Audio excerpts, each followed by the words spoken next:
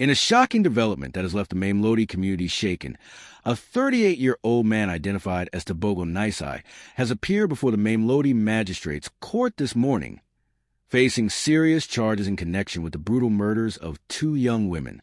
The victims, identified as Tshiamo and Baleseng, age 22, and Baleseng Moramaga, age 21, were found with gunshot wounds in Mamelodi East, Extension 17, Pretoria, on the 26th of October, 2025. Their tragic deaths have sent waves of grief and anger throughout the community, reigniting conversations about gender-based violence, crime, and safety in South Africa's townships. When the news broke of Tebogo Mnisi's arrest, many residents expressed both shock and relief.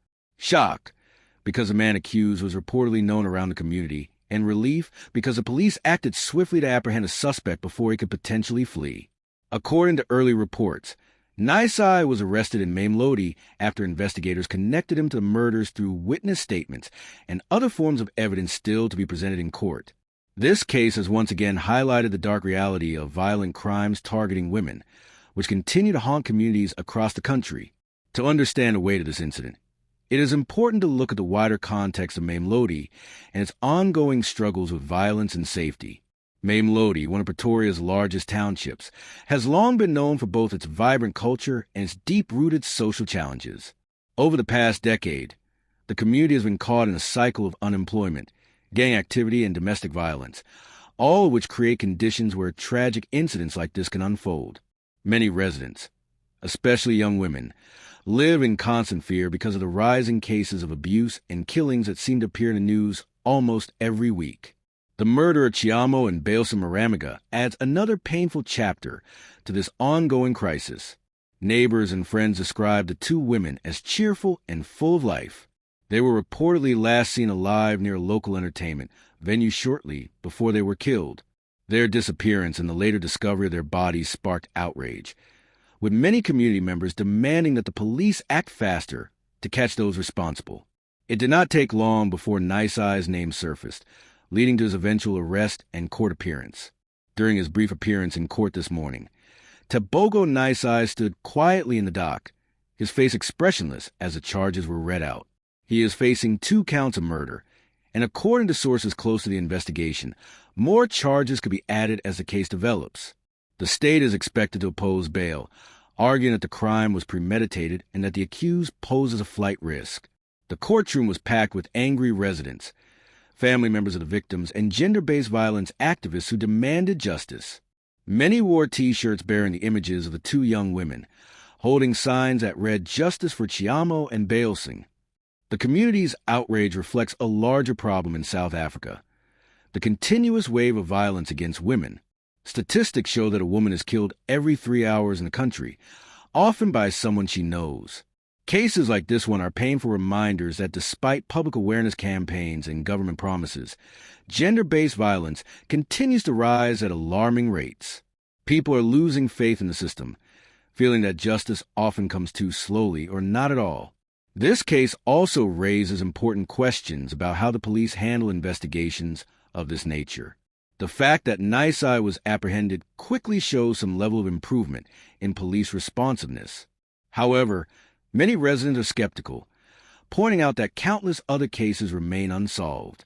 Some say the police act fast only when public pressure mounts, while others believe the system itself is overwhelmed by the sheer number of violent crimes happening daily. Behind this tragedy lies another question that few are asking. What drives individuals like Tebogo Mnisi to commit such horrific acts? Was this crime personal, or was it a result of something deeper, like social frustration, jealousy, or psychological instability? These questions might only be answered during the trial, but they open a wider conversation about mental health, unemployment, and the toxic social conditions that can push ordinary people to commit extraordinary acts of violence. The victims' families have been left broken and heartbroken. They have called for the strongest possible punishment if Mnisi is found guilty. One of the relatives told reporters outside court that the family will not rest until justice is served. The pain of losing 2 daughters in such a brutal way is something that no family should ever have to experience. The mother of one of the girls reportedly collapsed during the court proceedings, overwhelmed by emotion as she saw the accused standing before the magistrate. This tragic case also exposes the ongoing failure of the state to protect women. Despite numerous promises from political leaders, gender-based violence remains one of South Africa's deepest scars. Activists argue that unless stronger measures are taken, such as harsher sentences, better policing, and improved protection systems, the killings will continue. They call for the government to move beyond statements and take practical steps to end the culture of impunity that allows perpetrators to act without fear. As this case proceeds through the courts, the public will be watching closely. Many are calling for transparency, hoping that this will not become another example of a high-profile case that fades away with time. There is also hope that the justice system will send a strong message that crimes against women will not be tolerated and that those responsible will face the full might of the law. However, there are also concerns that even with conviction, the cycle of violence will not stop unless the root causes are addressed. Issues like poverty, substance abuse, and broken family structures contribute heavily to such crimes. Without addressing these social factors, South Africa risks seeing more headlines like this one. Every year, countless women lose their lives to senseless acts of violence, leaving families destroyed and communities traumatized. Tebogo Mnisi's next court appearance is expected soon, and prosecutors are preparing a strong case. Investigators are reportedly gathering evidence, including surveillance footage, forensic reports, and witness testimonies. The case is still in its early stages, but it has already captured national attention, becoming a symbol of both tragedy and a demand for change. The story of Tshiamo and Baleseng should not just be remembered as another crime report.